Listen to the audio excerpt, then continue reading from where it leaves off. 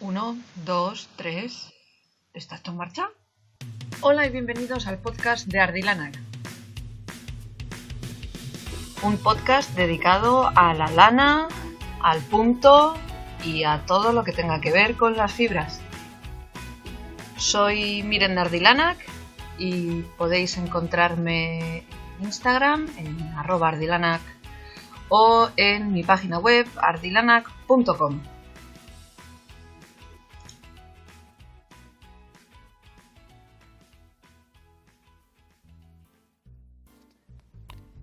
Buenas tardes y bienvenidos al capítulo 18 del podcast de Ardilanak. Sí, he vuelto a la fórmula tradicional. ¿Pero qué queréis que os diga? O sea, me pongo a escribir intros o no hacemos nada. Saltando y dejándonos de tonterías. Que sepáis que esta semana, después de un mes de trancas y barrancas para sacar el podcast, de imprevistos, de enfermedades, de accidentes, de gremlins y electroduendes varios, esta semana no ha pasado nada, tengo todo a tiempo y el podcast, los seguidores acérrimos que os escucháis el podcast según sale, lo vais a estar escuchando el viernes y tendréis todo el fin de semana para disfrutarlo. En este podcast vamos a meternos en cosas un poco livianas. Esta vez no os voy a meter tanta chapa filosófica. Un poquito, pero ya veréis dónde. Os voy a hablar del sudario de Navarniz, en la parte de historia. Es una pieza histórica que se conserva en el Museo Vasco de Bilbao y os voy a hablar un poquito de ella. Os voy a hablar también de la costura invisible y por qué en inglés se llama Kitchener, porque os encontraréis probablemente patrones en los que pone de cierre con el punto Kitchener o grafting. ¿De dónde viene el nombre? Os explicaré quién era Lord Kitchener, así un poco por encima, y cómo se hace el Kitchener Stitch. Porque esta semana he terminado un cuello. Habréis visto en las stories de Instagram que he estado tejiendo algo en Stranded con abejas. Tengo una pequeña obsesión con las abejas, que os hablaré dentro de un ratito sobre este cuello y sobre las abejas. Después de hablaros del grafting, os hablaré sobre el sisal o la fibra de ágave. Porque sí, seguimos con las plantas. Ya me hartaré algún día de esto si volveré a los bichos, pero seguimos con las plantas. Y en la sección de leyendas, como os voy a hablar del sudario de Navarniz y de cositas del País Vasco, pues me he querido quedar por aquí cerca y os voy a hablar de unas historietas sobre Axular, el cura de Sara, y las leyendas en torno a su persona, que tienen algo que ver con lo textil, así que poquito, pero algo, así que me lo he buscado como excusa para hablaros del tema. Como sabéis, he hecho un cuello. Bueno, como sabéis, no os he sacado foto del cuello porque está hormando, está en proceso de hormado, pero está terminado. Pero si habéis visto alguna imagen es un dolor tejer con negro porque tiene una parte que es de textura que a mí me coincidió con el color negro. Y habréis visto también a las abejas amarillas que salen en ese cuello.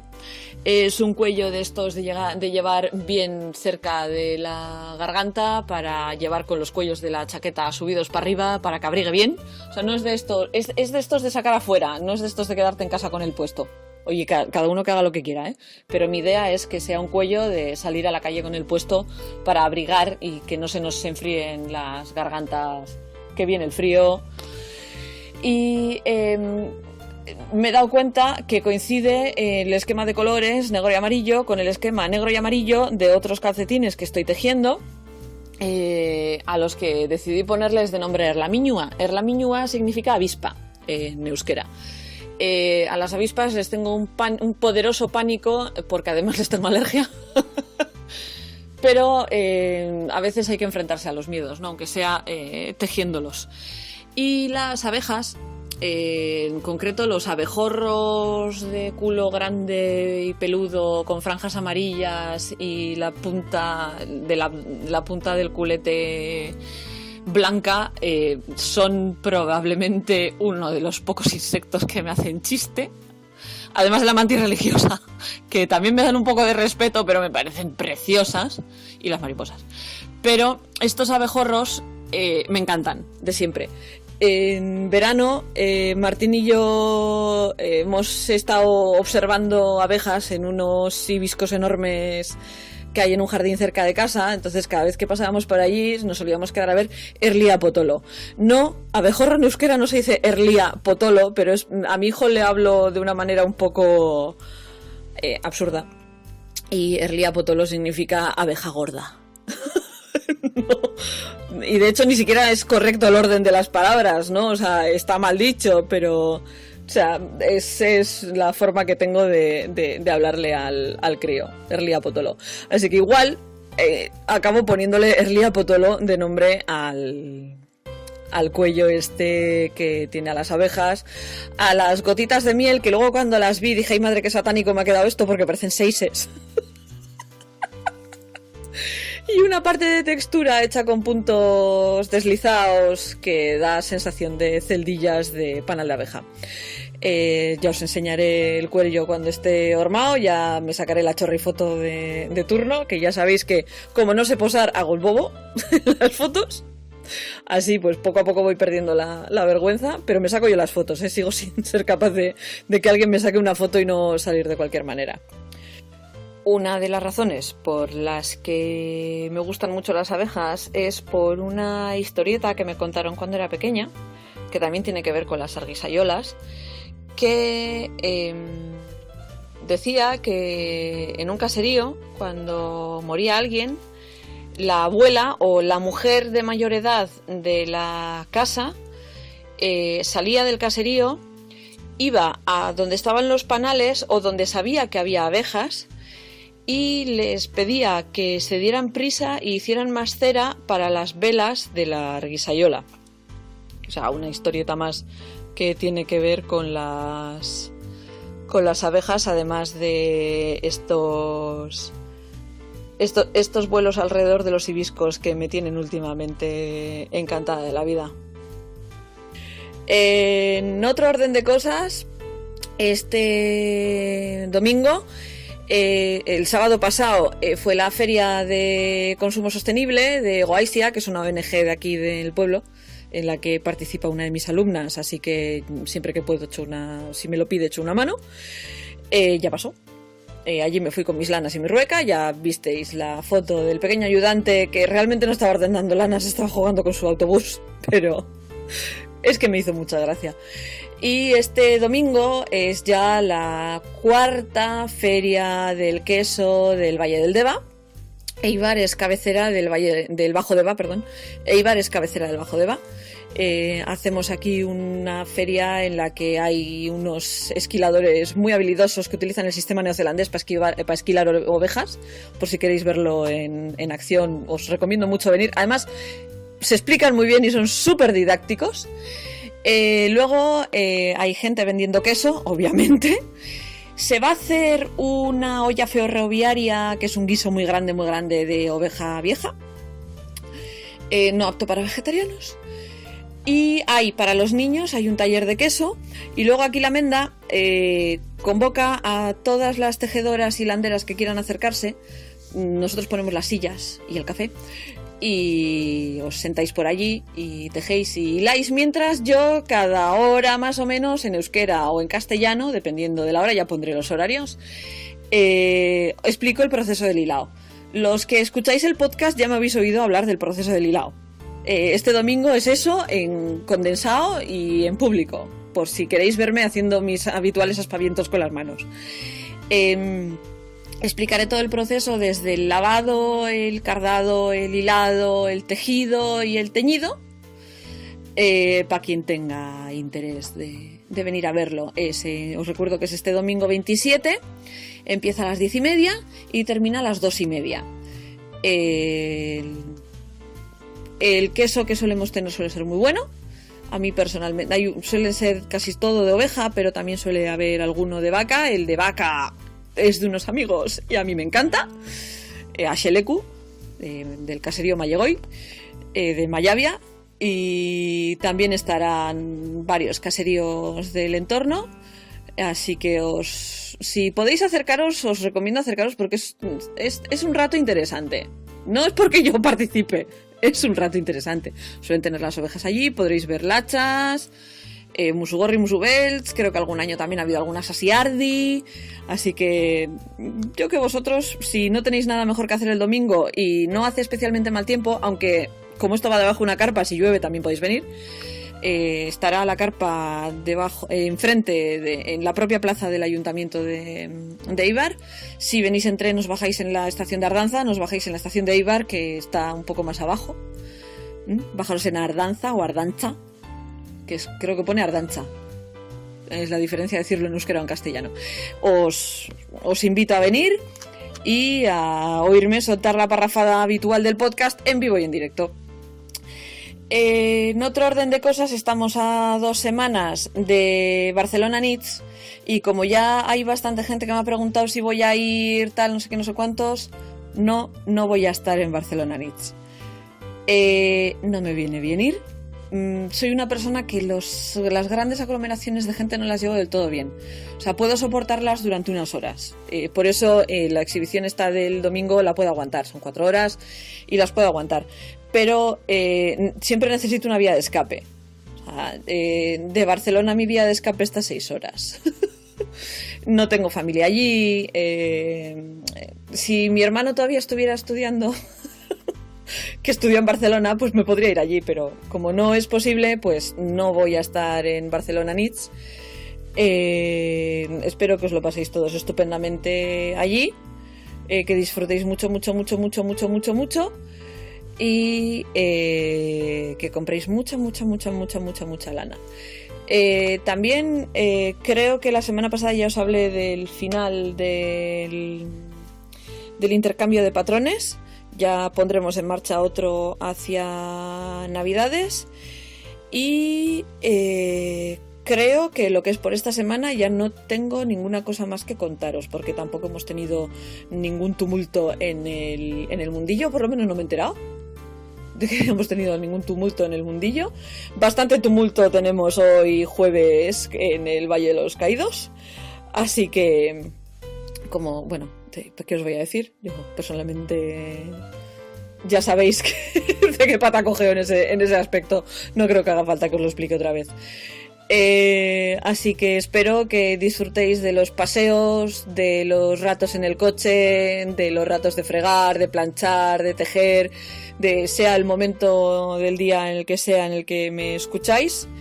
Que os guste este capítulo del podcast, este capítulo 18, al que damos paso ya, y nos vemos dentro de 2 semanas otra vez. En la introducción ya os he contado una historieta de las tradiciones fúnebres que tenemos en el País Vasco, con las abejas y las argisayolas, que me fascinan las argisayolas de toda la vida. Ahora os voy a hablar de otro tema fúnebre. En concreto os voy a hablar de una pieza muy concreta del Museo Vasco de Bilbao, que es el sudario de Nabarniz. Nabarniz es un municipio de la comarca del Busturialdea en Vizcaya. Busturia es la zona de Guernica, del Urdaibai, este pequeño fiordo que tenemos ahí en una esquina en Vizcaya, que os invito a todos los que alguna vez vengáis al País Vasco a visitar. Es una de mis zonas favoritas de Euskadi, Busturialdea y el Urdaibai. Y no solo porque mi apellido paterno venga de aquella zona. En concreto, los Torralday venimos de Ajangiz. Bueno, Ajangiz o por ahí. Ahora me oirá mi padre el podcast y me pegará una colleja. Pero somos de esa zona. El sudario de Nabarniz es una pieza extremadamente interesante, muy bonita, que podéis contemplar una réplica, porque el original lo tienen bien guardado, menos mal, en el Museo Vasco de Bilbao. En concreto, tiene el número de inventario general 2633.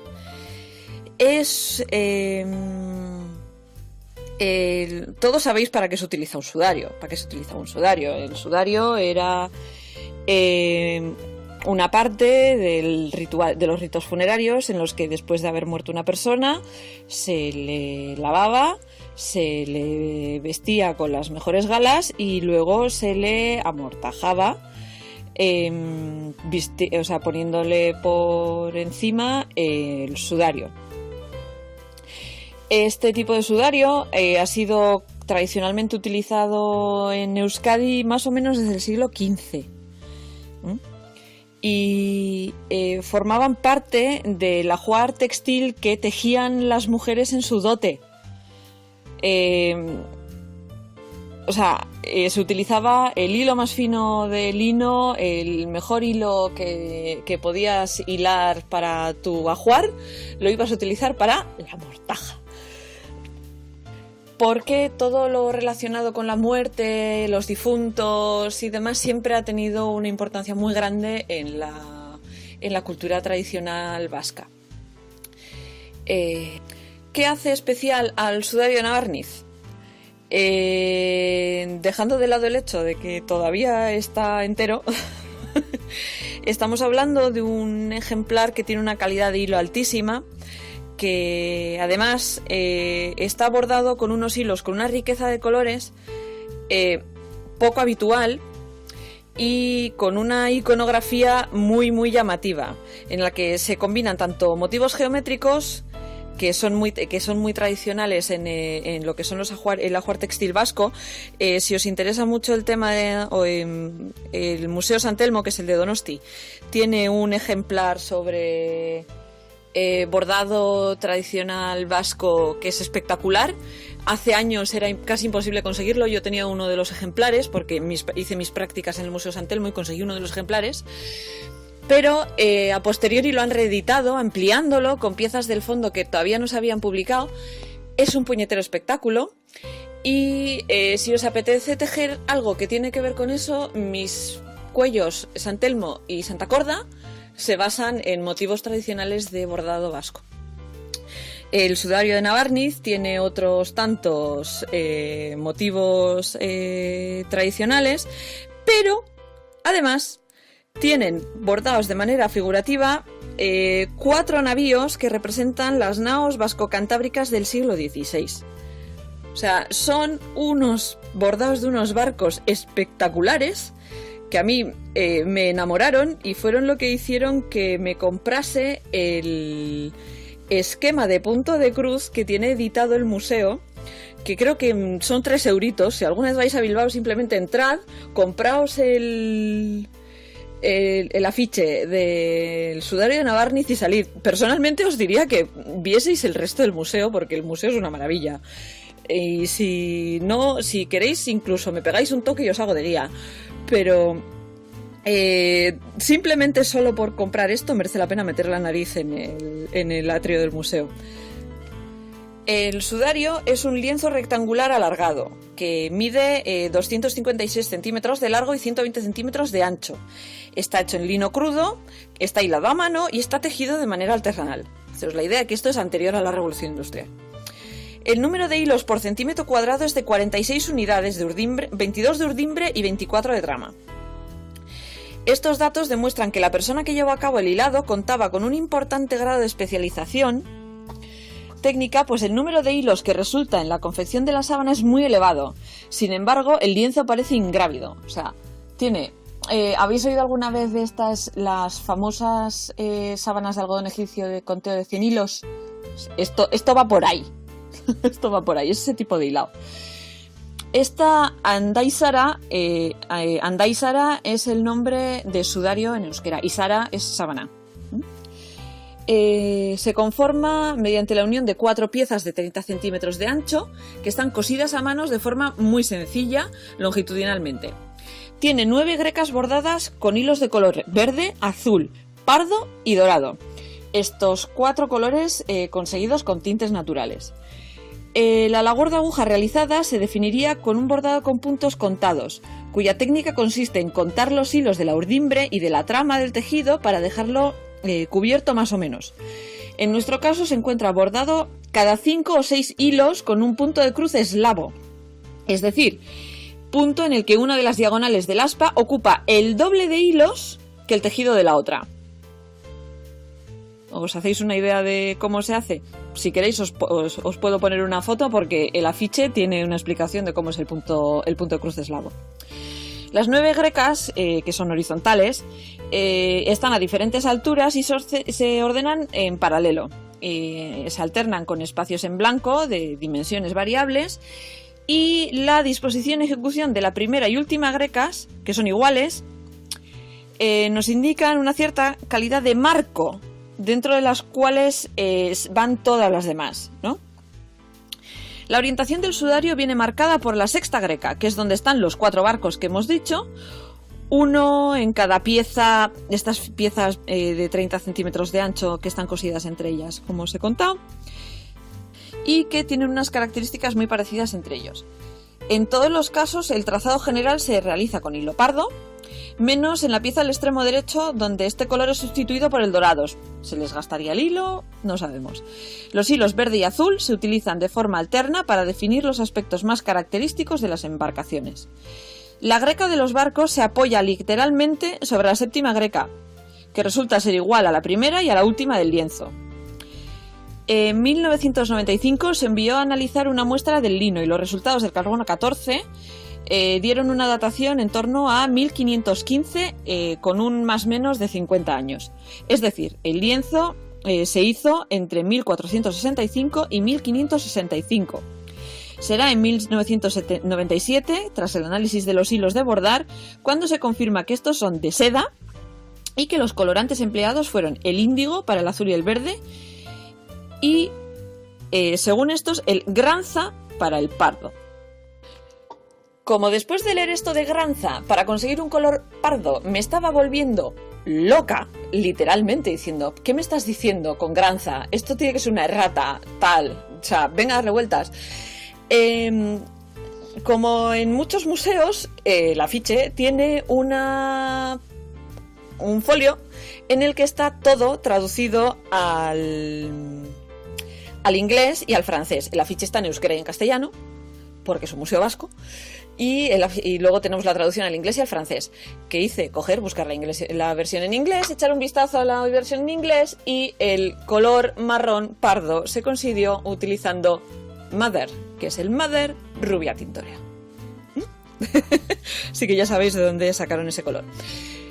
Miren cómo sacaron el verde con el índigo, porque es bastante probable que el amarillo lo consiguiesen a partir de la gualda o alguna otra planta que produce color amarillo, y lo que hicieran fuera sobreteñir ese amarillo con el azul que está extraído del índigo. El que utilizasen el índigo para teñir el hilo azul, que además ya era seda, o sea que ya aquí había perres, o sea, había dinero había chines en la señorita que bordó este sudario, porque era difícil de conseguir. O sea, el índigo es una planta no autóctona en el País Vasco ni por accidente ni en Europa. Aquí el azul normalmente se utilizaba la hierba pastel, el glasto. Así que estamos hablando de un hilo o que vino ya teñido y vino importado y quien lo consiguió importado, o que consiguió el tinte de índigo aquí en vez de utilizar el glasto, que era lo que hubiera tenido a mano. O sea, el hecho de haber comprado un hilo teñido de índigo indica que era una persona que tenía dinero.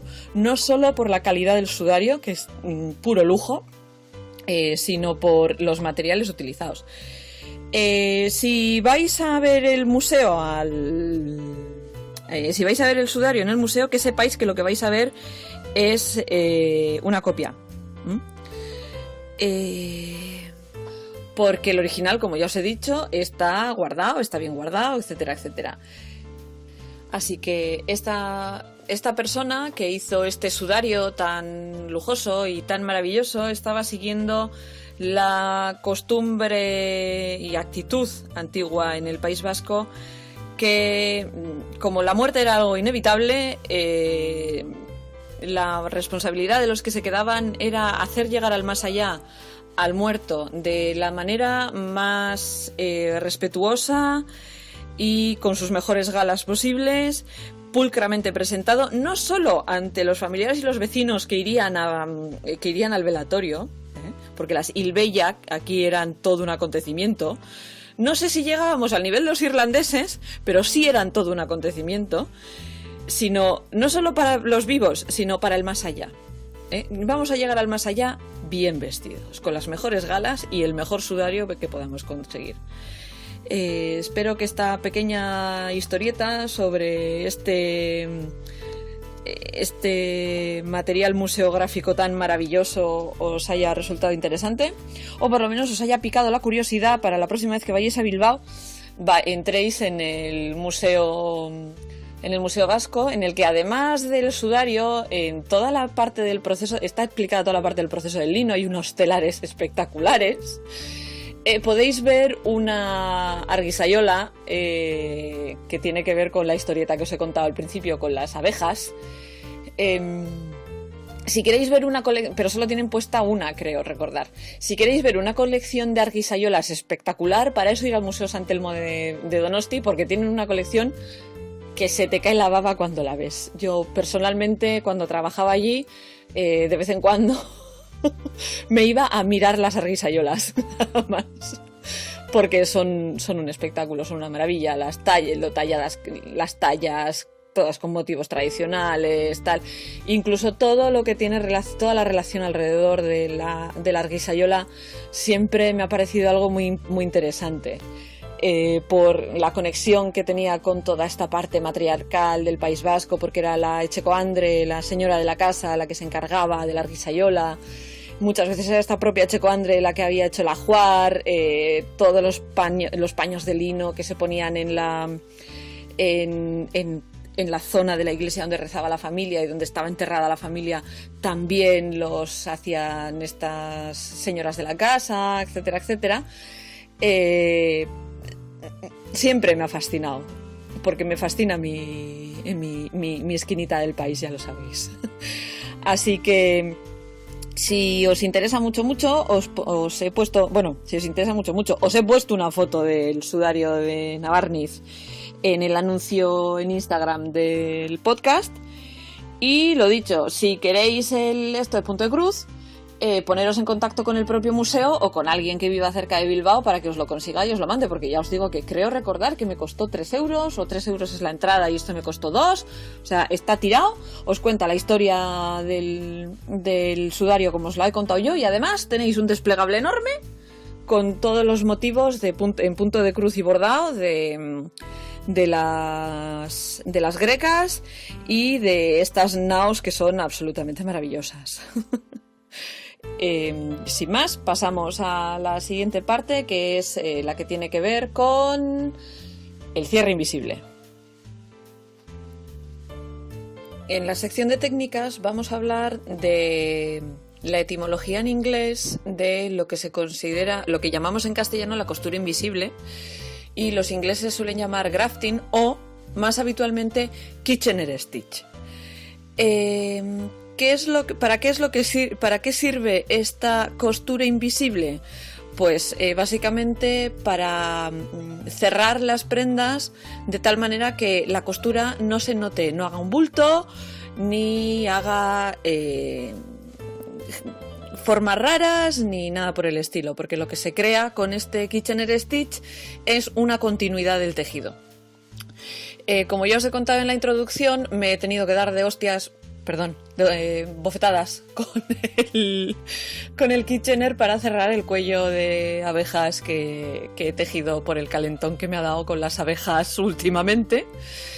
Y dije, pues sería interesante explicarle a la gente de dónde viene el nombre de Kitchener, porque no tiene nada que ver con la cocina, como nos podría hacer pensar kitchen, sino que le corresponde a una persona en concreto, que es de la que os voy a hablar ahora, después de explicaros cómo se hace el Kitchener stitch, que es un punto que da mucho miedo. Yo soy la primera persona que odio cerrar en Kitchener, y si puedo utilizo el cierre a 3 agujas, aunque salga un poco de bulto, solo por no tener que hacer el Kitchener, pero realmente es más fácil de lo que parece.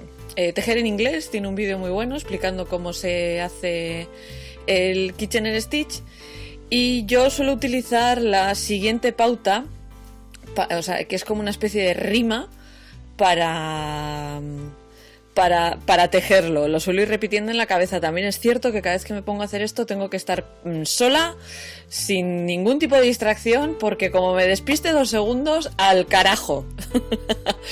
Es probablemente una de las cosas que más me cuesta hacer. No es que no me guste, es que me cuesta. Entonces intento evitarla a toda costa, porque mi forma de tejer siempre es la de la mínima resistencia posible. La razón por la que aprendí a tejer sin costuras fue precisamente para no tener que coser, fue precisamente para poder ignorar este tipo de punto, y es la razón por la que intento evitarlo siempre que puedo, pero a veces no me queda más remedio que utilizarlo. Hay 3 cuellos diseñados por mí que hace falta el Kitchener: el San Telmo y el Santa Corda, y ahora este que publicaré dentro de unas semanas y que todavía no tiene nombre, que también precisa de este tipo de cierre para que sea un tubo continuo y cosido entre ellos. Cuando vais a cerrar algo con este punto, sabéis que necesitáis poner la mitad de los puntos en una aguja y la otra mitad de los puntos en otra aguja. Estas agujas tienen que quedar colocadas paralelas, con las puntas mirando hacia la derecha, y consideramos que una de ellas es la que queda abajo y otra que es la que queda arriba, o delante y detrás. Es importante tener muy claro esto de delante y detrás, porque dentro de la letanía que vais a ir repitiendo mientras lo vais haciendo es bastante importante. Luego tenéis que tener un trozo del hilo con el que habéis estado tejiendo sin haberlo soltado, o sea, sin haberlo cortado de la parte cuando habéis terminado de tejer.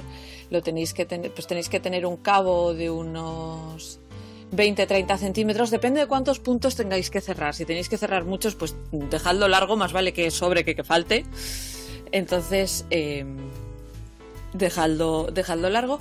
Y lo que se diría una aguja lanera, una aguja de coser con lana, que son más gordas, son tal, no muy larga, porque si es muy larga os va a dar mucho por saco a la hora de manejarla. Entonces, antes de empezar, para empezar hay que hacer una cosa que sería como el setup, ¿no? Que es como los 2 primeros puntos que vamos a dejarlos como en una parte respecto al resto de puntos. Entonces, lo primero que tenéis que hacer es, en la aguja de delante, como si fuerais a hacer el punto del revés, pasáis la aguja y el hilo por ese punto y lo dejáis en la aguja. Y luego pasáis a la aguja de atrás, como si fuerais a coger ese primer punto, como si fuerais a cogerlo del derecho, pasáis el hilo y lo dejáis en la aguja. Y después de hacer estos 2 puntos, empezaríais con el resto de la cadencia de 4, que es el punto Kitchener en sí. Tendríais que hacer, primero, en la aguja de delante, como si fuerais a hacer el punto del derecho, metéis la aguja y lo sacáis. En esa misma aguja de delante, el siguiente punto lo cogéis como si fuera a ser del revés y lo dejáis en la aguja. Pasáis a la aguja de atrás, el primer punto como si fuerais a hacerlo del revés y lo sacáis de la aguja. Y el segundo punto como si fuera a ser del derecho y lo dejáis. Y repetís otra vez. Delante del derecho sacáis. Delante del revés dejáis. Detrás del revés sacáis. Delante del derecho dejáis. Y es esta última parte, la que tenéis que ir repitiendo. Delante del derecho sacáis. Delante del revés dejáis. Detrás del revés sacáis. Detrás del derecho dejáis. Lo mejor que podéis hacer es apuntarlo e ir leyéndolo según lo vais haciendo. Es como suelo hacerlo yo. Soy incapaz de memorizar esto. Lo tengo apuntado y cada vez que me hace falta hacerlo, tiro de esos apuntes. El nombre del punto se lo debemos a Herbert Kitchener, primer Earl de Kitchener, que nació el 24 de junio de 1850 y murió el 5 de junio de 1916. La técnica predata a recibir su nombre, pero el nombre se lo dieron por él. Era un oficial senior de la Armada Británica y administrador colonial que fue notorio por las campañas imperiales, más específicamente su política de tierra quemada contra los Boer y el establecimiento de campos de concentración durante la Segunda Guerra Boer. Entonces, ¿veis a dónde quiero ir con esto? Deberíamos de utilizar grafting en vez de Kitchener. El nombre de Kitchener se debe a una persona, digamos que representa toda esa parte colonizadora y problemática del Imperio Británico. Os he metido el susto con esto, pero bueno, es a lo que quería llegar. Por una vez, en vez de empezar a explicaros por qué os estaba hablando de Lord Kitchener, he empezado primero a explicaros el punto y luego por qué deberíamos de dejar de llamarle el punto de Kitchener. Aunque la fuerza de la costumbre es la que es, a veces conocer la etimología de dónde vienen algunos nombres puede ser interesante para dejar de utilizarlos. No creo que esta sea una palabra de la que nos podamos apropiar y cambiarle el significado. No, o sea, Lord Kitchener siempre va a ser este señor. No vamos a poder cambiarlo por ningún lado. Por otra parte, como es muy importante conocer la historia, sabéis que soy de las que opinan que conocer la historia es lo que nos ayuda a no repetirla y demás. Kitchener es un personaje muy interesante. Como personaje, es muy interesante. Su muerte llevó a muchas teorías de la conspiración, su vida fue muy movida, no paró, y personalmente os invito a leer sobre él. Porque es interesante. Fue utilizado como imagen para el reclutamiento en la Primera Guerra Mundial y su vida privada también fue motivo de cotilleo porque obviamente era de la época que era y muchos de sus biógrafos actuales concluyen de que podía haber sido homosexual o al menos bisexual. Entonces, ¿cómo puñetas acabó este militar británico que estuvo metido en unas 4 o 5 guerras, incluida la Primera Guerra Mundial? ¿Cómo acabó dándole nombre a este punto que muchas veces es habitualmente utilizado para cerrar la puntera de los calcetines cuando los empiezas por arriba? Dicen que el propio Kitchener desarrolló un patrón de calcetines para que las mujeres británicas y americanas tejieran durante el War Knitting Effort. Os hablé en un capítulo sobre esto, sobre tejer para las tropas, etcétera, etcétera. En contraste a los calcetines que eran típicos de la época, que solían coser la puntera, Kitchener propuso hacer el grafting, esta costura invisible en la puntera. Por eso, esta forma de cerrar los calcetines empezó a ser llamada como Kitchener Stitch y por eso se supone que recibe ese nombre. Pero no hay ninguna evidencia de que esto fuera así. De la misma manera, que algún día os hablaré de ello, que la manga raglan, la famosa estructura de mangas, le debe el nombre a otro militar británico. Es una de esas cosas de, bueno, vale, sí, vamos a suponer que le llaman así porque este señor, no que los diseñara él, porque no creo que este señor tejiese, aunque probablemente sí, por la época en la que nació, en esa época los hombres tejían calcetines, pero no creo que fuera él el que tejía los calcetines, sino que todos sabemos que un calcetín con una costura en la puntera roza los pies y los soldados... si algo les rozaba los pies, pues no vamos a intentar no fastidiarles más los pies a los pobres, ¿no? Y que puede ser que se desarrollase por eso, por esa razón. Podéis decidir si queréis creéroslo, podéis decidir que venía por ahí, pero mi propuesta con esta explicación del punto Kitchener y del cierre Kitchener es utilizar las palabras en inglés grafting y en castellano costura invisible en vez de costura Kitchener o punto Kitchener para ir decolonizando el idioma. A algunos os parecerá una tontería lo de decolonizar el idioma, pero yo soy de las que opinan que estoy hasta el moño de utilizar la palabra coñazo cuando algo es aburrido.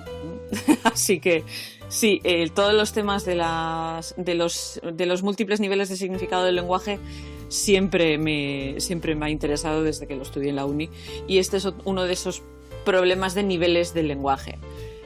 Hoy en día no recordamos a Lord Kitchener, pero el origen, todo lo que tiene que ver alrededor de Lord Kitchener puede ser problemático, porque fue un hombre que estuvo muy implicado en todos los temas de colonización y demás guerras colonizadoras en la India, en Sudáfrica.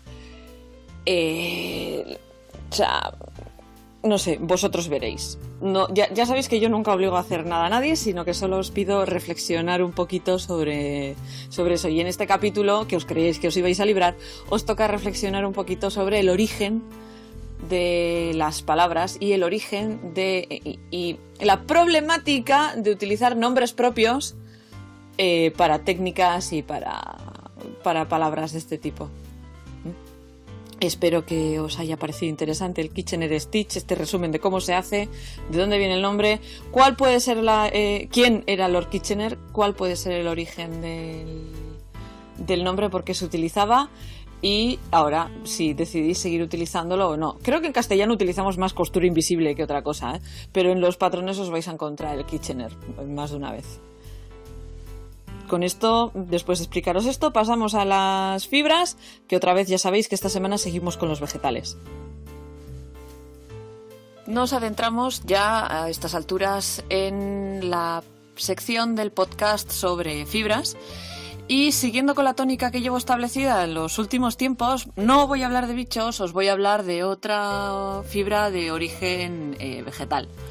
En concreto, os voy a hablar del sisal, que puede designar tanto a la planta como a la fibra, pero en este caso voy a utilizar sisal para la fibra y agave para la planta. El sisal se extrae de la planta Agave sisalana, que es una especie de agave nativa del sur de México, pero que a día de hoy está naturalizada en muchos otros países y se cultiva en muchos otros países. La fibra tradicionalmente se ha solido utilizar para hacer cuerdas o cordones, pero también tiene muchos otros usos, incluido el papel, la tela, para hacer zapatos, para hacer sombreros, para hacer bolsos, alfombras, todo tipo de material que se pueda crear con este tipo de fibra o textil. Básicamente así a lo bestia. Si lo puedes hacer con el lino, lo puedes hacer con el sisal. El origen nativo del agave sisalana no está muy claro. Parece ser que realmente es nativa de la península del Yucatán, pero no hay registros sobre esto. Sí que es cierto que los primeros registros que se tienen de esta planta con este nombre es a través de los envíos que se hacían desde el puerto de Sisal en Yucatán, y de ahí recibe el nombre. Las plantaciones que había en el Yucatán actualmente utilizan otra clase de agave, que es el genequén, que también produce fibra, pero es una planta diferente. El genequén es agave forcroides, no el agave sisalana. El caso es que hay una hipótesis que dice que el origen puede estar en Chiapas, porque allí se utiliza mucho, o sea, es tradicionalmente muy utilizada, sobre todo a la hora de construir viviendas. Y se cree que puede ser un cruce entre la agave angustifolia y la agave quehuensis. Y como os he dicho antes, a día de hoy es una planta que está muy extendida, sobre todo en países que tienen un clima parecido al de esta zona de Chiapas y del Yucatán en México. Al sur de España, Libia, Marruecos, las Islas Canarias, Cabo Verde, muchas zonas de África, Madagascar, la isla de Reunión, las Seychelles, China, porque los chinos tienen todos los climas del mundo, India, Pakistán, Nepal, Borneo, Camboya, Tailandia, las Islas Salomón, Queensland, la Polinesia, Micronesia, Fiji, Hawái, Florida, América Central en general, Ecuador y las Indias occidentales. Esto, he tenido un momento de parezco una azafata, pero me vais a perdonar. Las plantas del sisal consisten en una roseta de hojas con forma de espada que pueden tener entre 1,5 metros y 2 metros de alto. Las hojas más jóvenes suelen tener pinchos, como una especie de dientes aserrados por el borde, pero según van madurando y se van haciendo mayores, pierden estos pinchos. La planta del sisal tiene una duración de vida de unos 7 o 10 años y produce unas 200 o 250 hojas que se pueden utilizar de manera comercial. Cada hoja contiene más o menos alrededor de 1.000 fibras y 1.000 hilos, 1.000 filamentos de fibra. Y el conteo de fibras es solo del 4% según peso de la planta. A veces cuando os hablo de los bichos os suelo contar el porcentaje del vellón que es utilizable y demás. Aquí, pues como veis, el porcentaje es bastante pequeñito. Aún así, es una planta que se considera de zona del trópico y subtropical y para que produzca suficientes hojas y produzca beneficios suele necesitar temperaturas superiores a 25 grados Celsius y sol. Se sabe que tanto los aztecas como los mayas lo utilizaban para crear telas un poco toscas y papel. Y es en el siglo XIX que el cultivo del sisal se extiende por el mundo y las primeras plantaciones comerciales se hicieron alrededor de 1930 y la exportación de la fibra del sisal para 1950 ya era bastante importante, pero no es hasta 1960 que los productores brasileños de sisal aceleran y consiguen establecer spinning mills, fábricas de hilado, que hay un boom de la exportación de las fibras. Hoy en día es Brasil el mayor productor de sisal. Y aunque tiene un impacto positivo bastante interesante, también tiene impactos negativos a la hora de trabajarlo de manera industrializada. Si se trabaja de la manera tradicional que se ha trabajado en México, etcétera, etcétera, es una planta muy poco contaminante y de hecho es una planta en la que se aprovechan muchísimas partes de la propia planta. Pero si se trabaja solo para fibra y de manera industrial, puede ser contaminante, pues como todo tipo de fibras. En algún momento en el podcast me meteré con todo el tema de la contaminación de la industria textil, porque ya sabéis que es la segunda industria más contaminante que existe, pero hoy no me da tiempo material para meterme en esto sin haceros un podcast muy largo, que ya sé que a todos os encanta que os haga los podcasts muy largos, pero mi cabeza da para lo que da. La fibra del sisal se extrae siguiendo un proceso que se llama decorticación.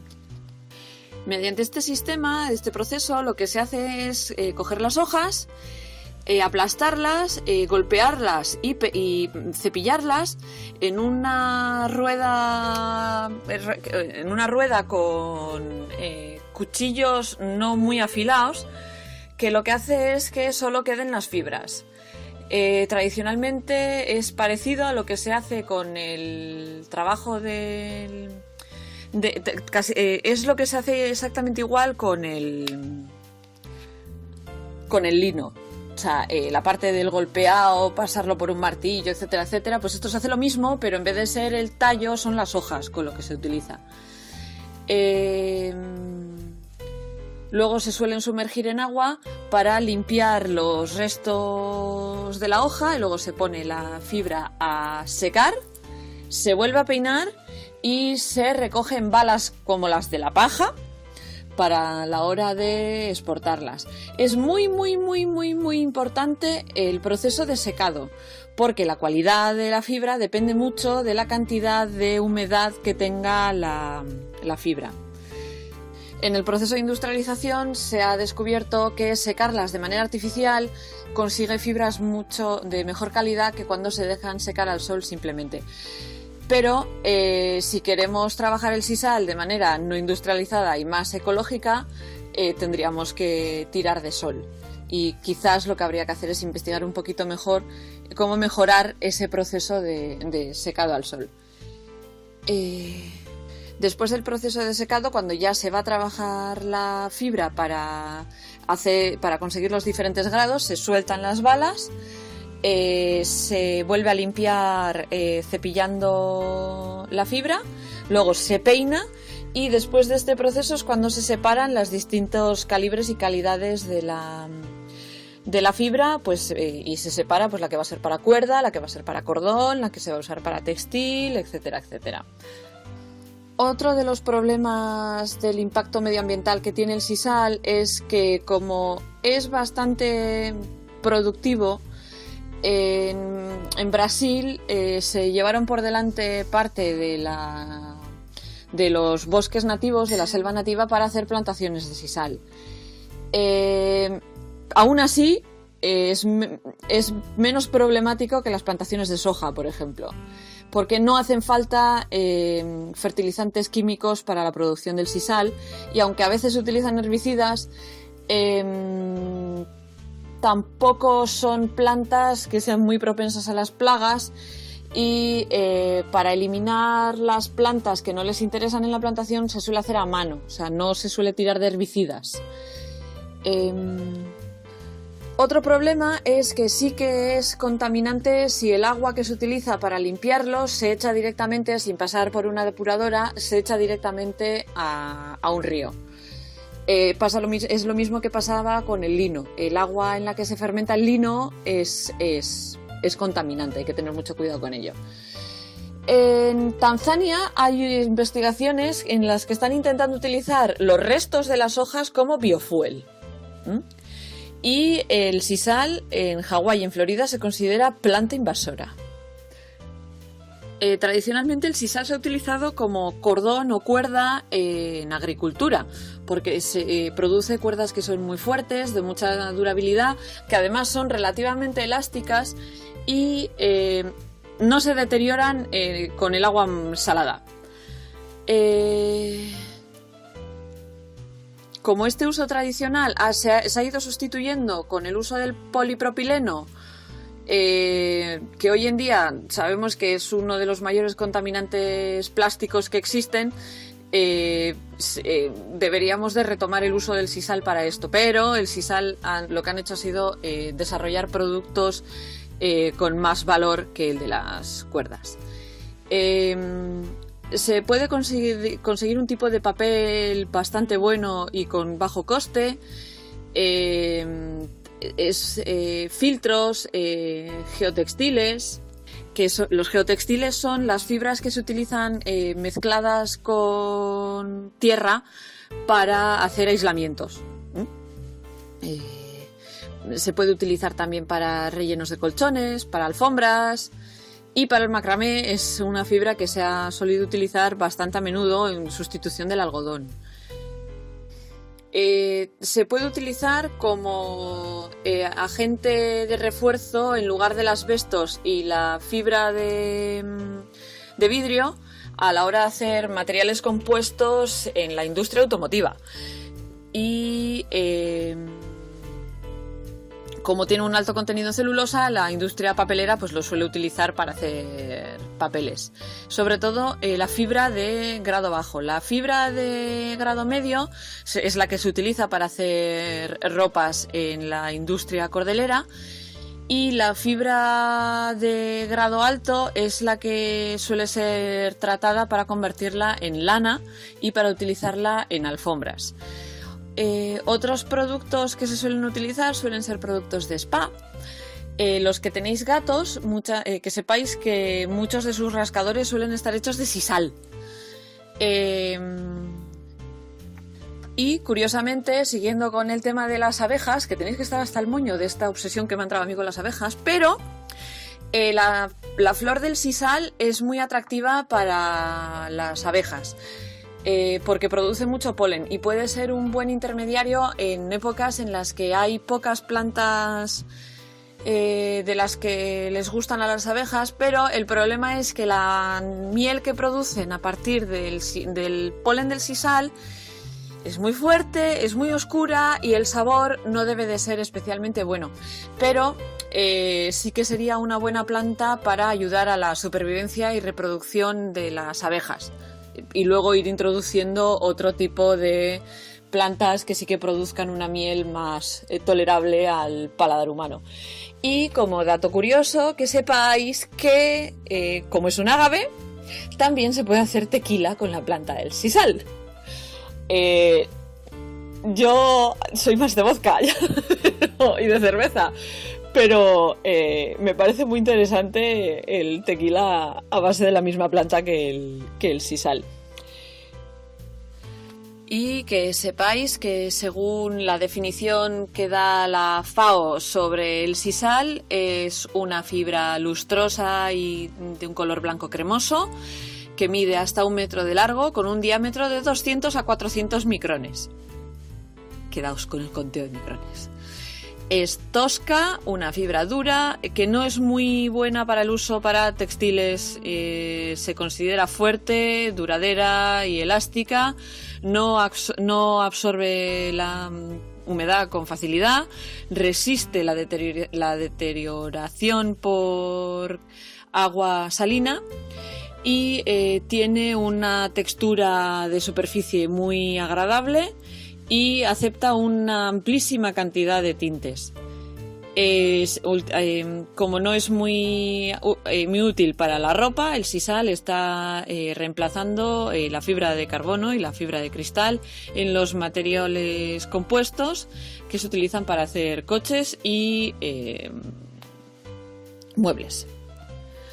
Pero da la casualidad que aquí la Menda tiene sisal en el taller. Tengo unas muestras de sisal y cogido en la mano os puedo decir que tiene una largura de fibra muy interesante, muy larga. Yo tengo una apertura de pulgar a meñique de unos 21 centímetros y estas fibras me llegan a más de la mitad de la apertura de pulgar a meñique. Es extremadamente fina, parece seda de araña y flota en el aire si la sueltas y tarda muchísimo en llegar hasta el suelo. O sea que os hacéis una idea de lo suave y demás que puede ser la fibra textil del sisal una vez pasada por el proceso industrial del trabajo. Si os interesa mucho, como ya sabéis que este domingo voy a estar haciendo la exhibición, que sepáis que me os voy a llevar mi cajita de materiales y si queréis podéis venir a sobar. Si no, os podéis venir al taller a sobar mi pared de fibras. Tengo una columna de tela puesta en la pared al lado de las escaleras del taller, de las escaleras que bajan al piso de abajo del taller, en la que tengo puestos distintos tipos de fibra para que la gente las toquetee y las investigue. Así que, sin más, os animo a probar el sisal si os lo encontráis.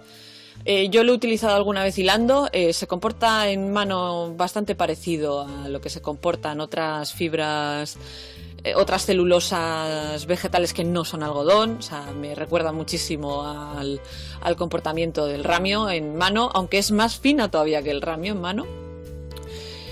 Puede recordar más al bambú también.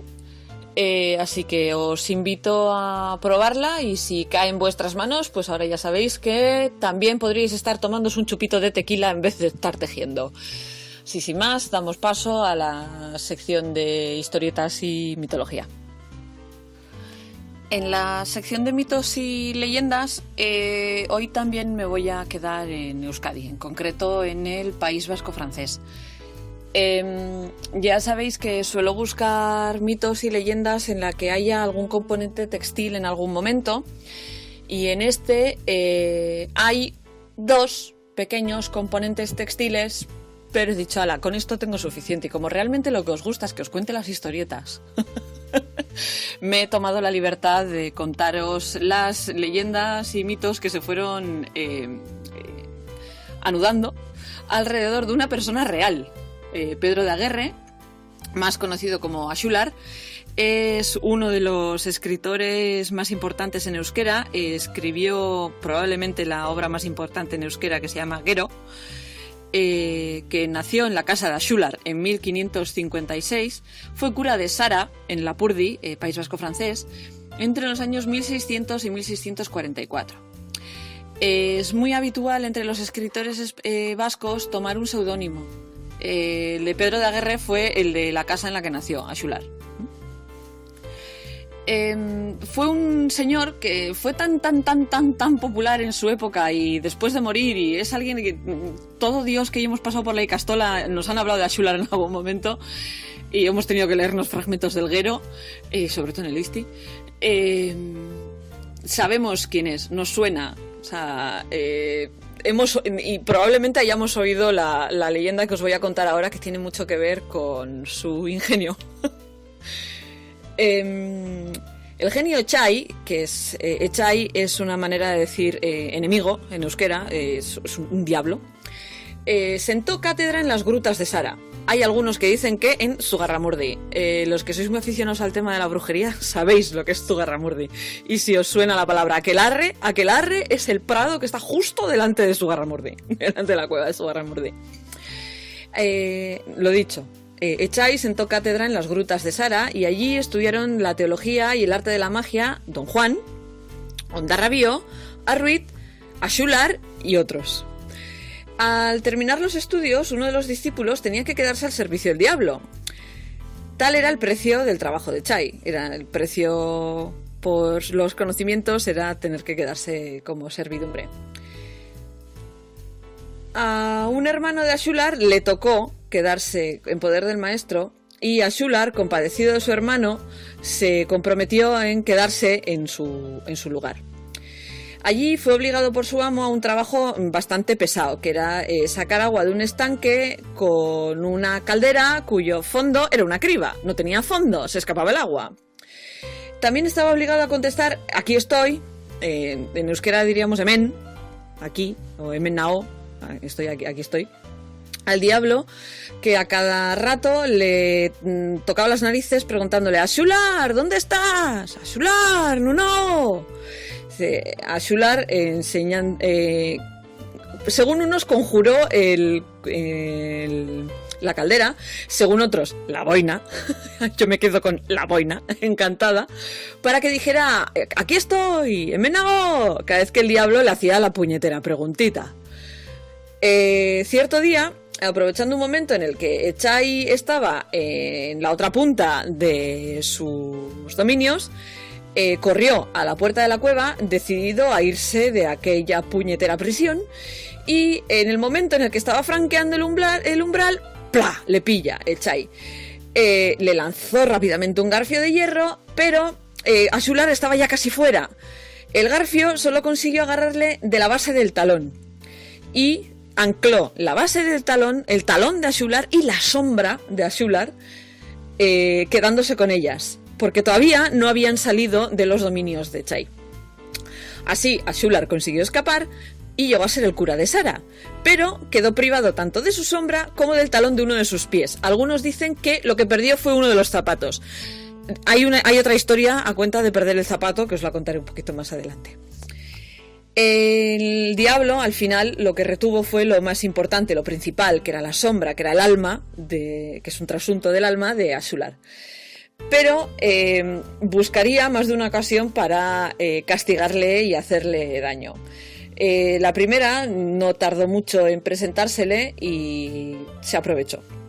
Un aldeano que había perdido las vacas en los entornos de la cueva, al aproximarse a la entrada, a la boca de la misma, vio que en la puerta había un hombre de muy buena planta, de muy buena presencia, que tenía en sus manos un paquete y que le dijo: yo te diré dónde están tus vacas si tú me llevas este paquete al cura de Sara. Recordad quién era el cura de Sara. El aldeano contestó afirmativamente y el señor de la cueva le mostró exactamente dónde estaban las vacas. Efectivamente, estaban allí, no les había pasado nada, se llevó a las vacas y el aldeano cogió, se llevó el paquete, se lo llevó a Ashular, le dio el paquete explicándole que era del señor de la cueva, dónde lo había recibido, cómo había recibido el encargo, etcétera, etcétera. Ashular abrió el paquete. Y dirigiéndose al casero que se lo había llevado, le pidió por favor que cogiese el cinturón de seda, el ceñidor de seda, el guerrico, el traje tradicional vasco tiene una pieza que es el guerrico, que es el cinturón que da un par de vueltas alrededor del torso y luego se deja colgada una parte. Pues esto sería un guerrico rojo de seda. Y le pide que enrolle el guerrico alrededor de un árbol que tenían allí cerca, y el aldeano lo hace, y en el momento en el que ató el guerrico, el árbol se parte en dos a la altura de donde está atado el guerrico y ¡puc!, se cae al suelo. O sea, la intención era coger y partir en dos al pobre Axular. Además, Axular tenía un hermano que, como él, había estudiado en la escuela de Chai. Os recuerdo que es el hermano al que sustituye, pero era del signo contrario al de Axular. O sea, no, era más de la cuerda de Chai que de la cuerda de Cristo, por decirlo de alguna manera.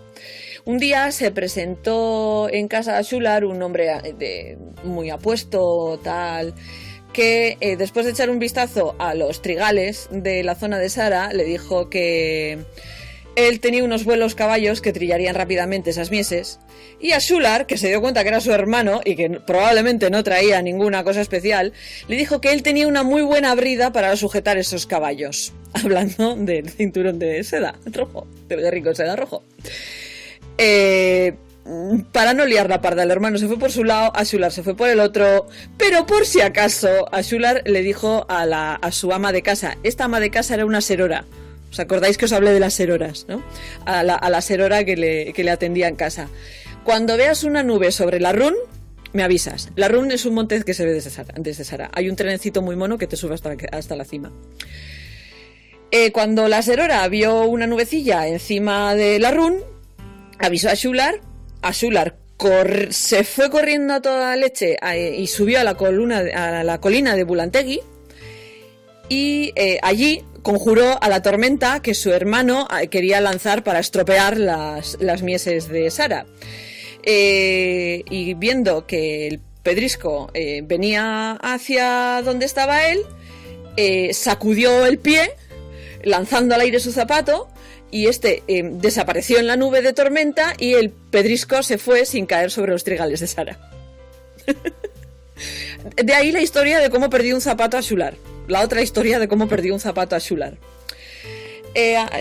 Con todo, Axular pues ya se hizo mayor, tenía miedo de morir, porque claro, su sombra no estaba con él, no tenía su alma con él, su alma seguía en poder de Chai. El único momento en el que su sombra estaba con él era cuando daba misa. Por eso, concretamente en el momento de la consagración era cuando volvía la sombra.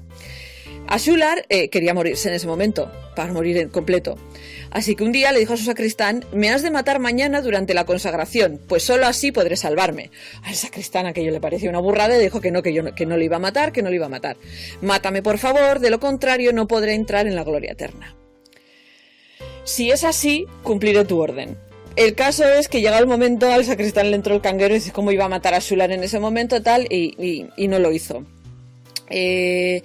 Axular insistió, el segundo día tampoco se atrevió, pero el tercer día, después de una nueva súplica de Axular, que ya estaba muy mayor y no se sentía muy bien, el sacristán mató a Axular. Curiosamente, toda esta parte de los pedriscos, la leyenda que os he contado de parar el pedrisco con un zapato y demás, el tener un hermano en el lado del mal y él en el lado del bien, etcétera, etcétera, parece que puede estar relacionado con una leyenda anterior a la vida del propio Axular, que tiene que ver con los hijos de Mari. Mari es la diosa principal, el genio principal de la mitología vasca. Mari tenía dos hijos, que eran Atarrabi, que era el bueno, el guardián del pueblo, cura de una parroquia, Axular, y su hermano Mikelach, que es el genio maléfico, que es el que quiere destruir los trigales con un pedrisco, etcétera, etcétera, pero que Atarrabi oró contra la fuerza de su hermano y consiguió salirse con la suya. Michelats, como su madre, es capaz de formar tormentas y conducirlas y moverlas, etcétera, etcétera. Mari es una figura mitológica que yo le tengo mucho cariño. No soy la única, tengo mucha gente en el entorno que le tiene mucho cariño a la Dama d'Amboto. No recuerdo ninguna leyenda textil que tenga que ver con Mari, pero algún día igual hago una de estas, de buscarme una excusita pequeña en forma de boina y guerrico y os cuento una historieta sobre... Bueno, una historieta no, os hablo de Mari como es debido. Espero que os haya entretenido contándoos la historia de cómo Ashular venció al diablo y se escapó y se convirtió en Peter Pan, que también perdió a su sombra. Y nos vemos la semana que viene en el siguiente podcast. Recordad que podéis encontrar el podcast de Ardilanak en iVoox y en iTunes. Y podéis poneros en contacto con nosotros en nuestro blog, en nuestro Instagram y en nuestro Facebook. La música que escucháis de fondo en el podcast está sacada de freemusicarchive.org. Y podéis encontrar las referencias de patrones y libros en nuestro blog. Y este podcast está registrado bajo licencia Creative Commons de 2019.